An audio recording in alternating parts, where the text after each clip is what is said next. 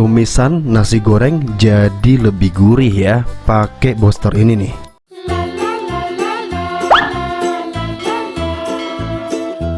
Di sini aku pakai 2 siung bawang putih ya. Untuk bawang putihnya cukup kita geprek aja. Kalau kalian nggak mau ini boleh banget di skip, tapi di sini kita kasih aja.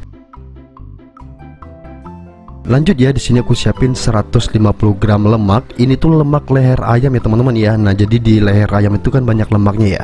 Nah, ini sisanya jadinya sebanyak ini, kurang lebih 150 gram setelah aku timbang-timbang. Nah, ini bagian kulitnya ya tadinya ya.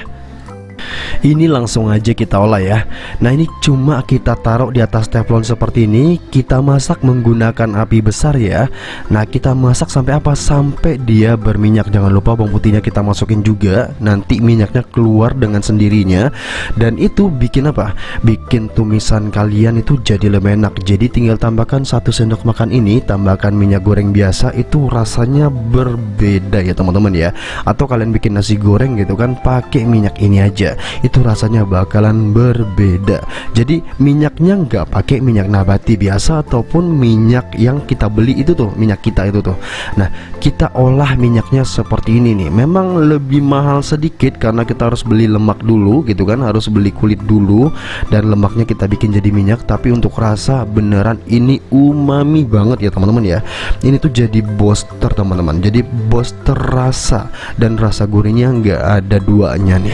Karena ini Boster, ini bukan bahan utama ya. Jadi pemakaiannya jangan berlebihan. Pakainya cuma secukupnya aja karena ini kalorinya tinggi banget teman-teman.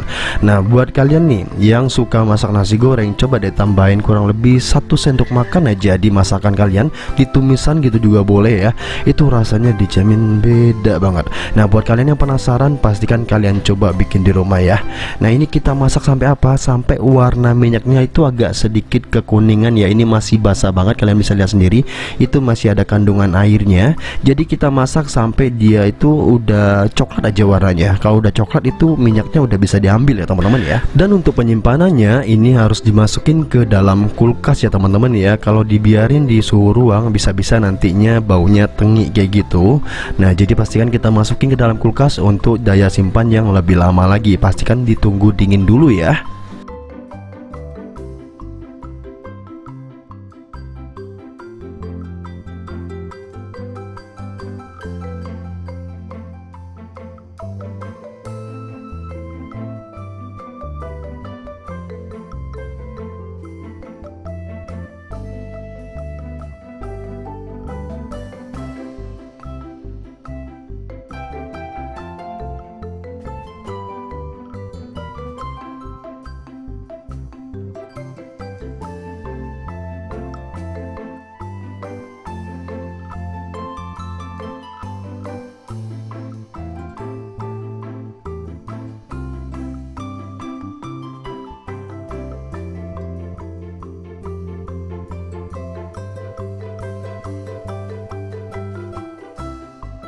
Kalau lemaknya udah mulai menggumpal dan udah mulai kecoklatan seperti ini dan minyaknya warnanya udah mulai kuning juga, kita langsung pinggirin dulu.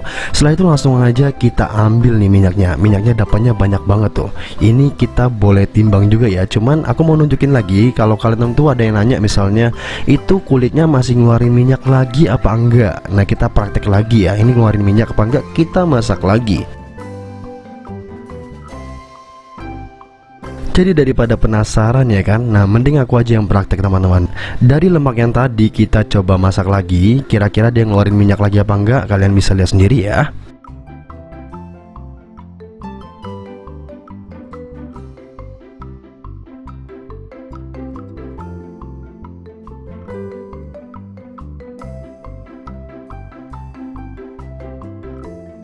Sudah dicoba sampai 1-2 menitan nggak keluar minyak lagi ya teman-teman ya. Jadi lemaknya ini boleh langsung kalian makan atau dijadikan topping juga boleh ya. Nah, ini nggak bisa jadi minyak lagi. Ini langsung aja aku timbangin. Jadi dari 150 kulit ayam tadi kita dapatnya sebanyak ini nih, kurang lebih 70 graman atau ya seperduanya ya, setengahnya ya.